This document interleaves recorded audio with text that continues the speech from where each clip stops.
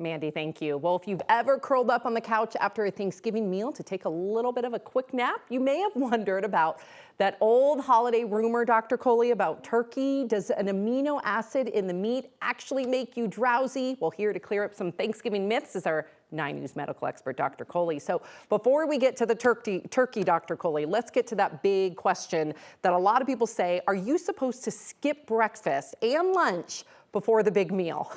Okay, so people I think can tell by your face. logically, but this is definitely a myth. You should not skip breakfast or lunch.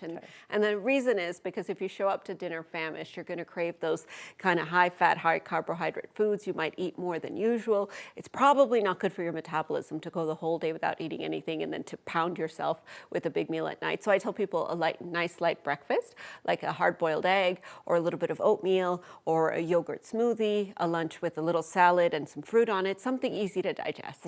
I know some people that literally will go no food so they can just gorge. Wow. Okay, so hopefully they're watching. All right, so let's talk about tryptophan, right? And you and I have talked about this before off air. Does it really make you sleepy? Why do people want to curl up and take a nap after the big Thanksgiving dinner? Well, so tryptophan is an amino acid that's involved in production of serotonin, which is a feel-good hormone, and melatonin, which is a sleep hormone.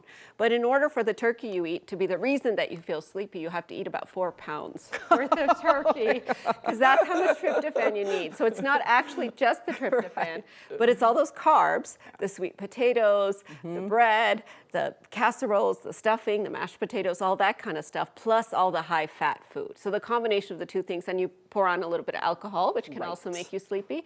And that's the reason that hits about 30 to 90 minutes after we eat. So what I like to tell people to counteract that, just like we heard a minute ago, get up and walk around, because it actually helps your muscles take up food more efficiently, take up the sugar more efficiently, prevents that glucose spike that will then make you drowsy. Dr. Coley forces her family to go take a walk. I do. I'm not popular for it. She literally forces her family to take a walk after. I love it. A nice brisk walk, right? It's beautiful outside. And maybe Why even not? just in between dinner and dessert, so that you're a little bit more ready for dessert. You're not so overstuffed after dessert. I think it's a great idea, Dr. Coley. Okay, let's talk about Black Friday shopping. Is it a good exercise after the big day? Because some people might want to take a walk in the mall and Black Friday shop. What would you say to that? So partially true, partially false, right? So yes, it is good exercise to walk around. So the day after, I want people to do damage control. Do lots and lots of exercise. If your target is 10,000, change it to 20,000 steps, and that helps. It's not good exercise for a credit card. It's a little too much when we Black Friday shop. But the other thing I want people to be mindful of is when we shop or buy something, we actually release dopamine in our brain. We feel good for a second, right? But you want to be really mindful when you're shopping. You don't want to buy things that don't bring you joy, things that you don't need, and you'll regret it later if you do. So you want to make sure to reel in those impulses, and before you buy something, say, do I really need this or want this? That's good advice. That's really good advice. But one more question. We have about 30 seconds. Is this fact or fiction?